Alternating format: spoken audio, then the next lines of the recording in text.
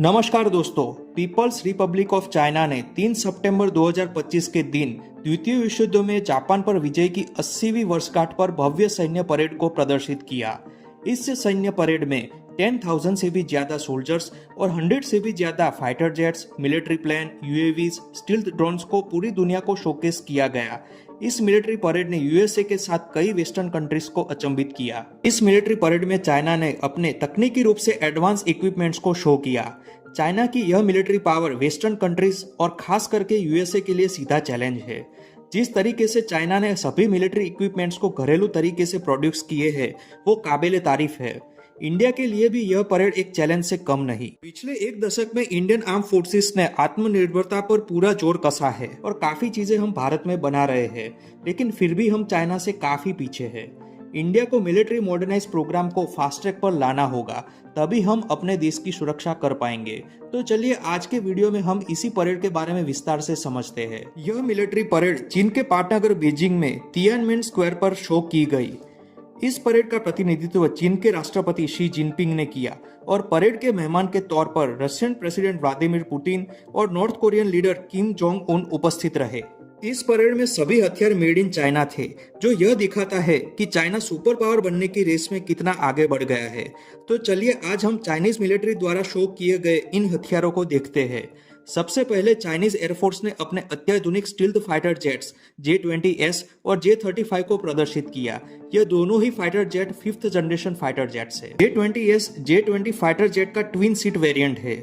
पहले इनके single seat variant थे, लेकिन अब यह एक पायलट और एक इलेक्ट्रॉनिक वॉर ऑफिसर को ले जाने में सक्षम है।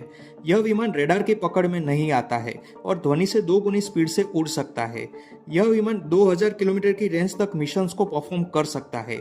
चाइनीज एयरफोर्स ने करीब 200 से ज्यादा J-20 के नंबर्स इंडक्ट किए हैं। J-20S के बाद J-35 भी 5th generation stealth fighter jet है, जो चाइनीज नेवी के लिए स्पेशली डिजाइन किए गए हैं।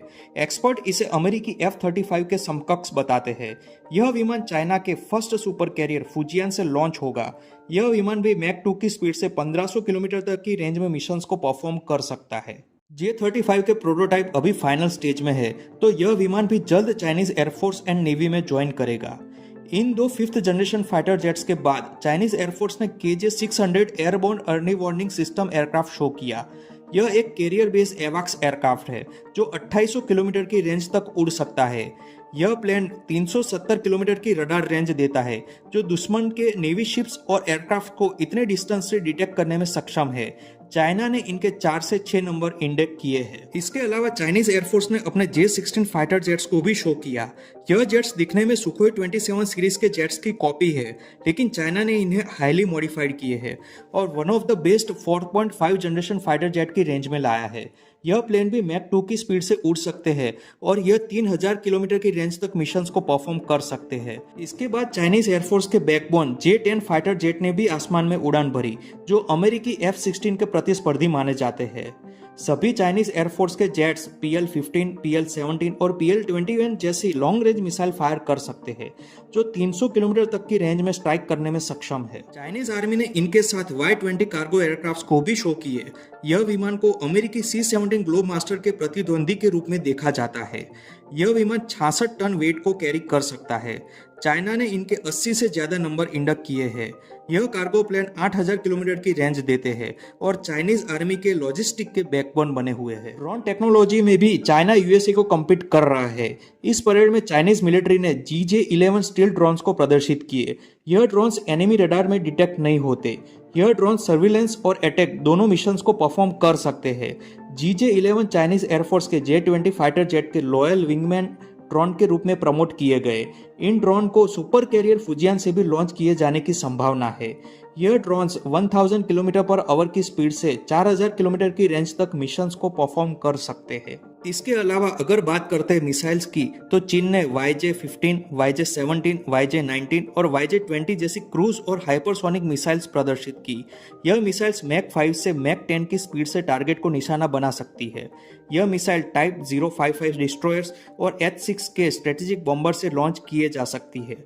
इसके साथ ही चाइना ने nuclear capable missiles DF-61, DF-5C, डोनफेंग 31BJ, JL-1 और JL-3 को भी प्रदर्शित किया।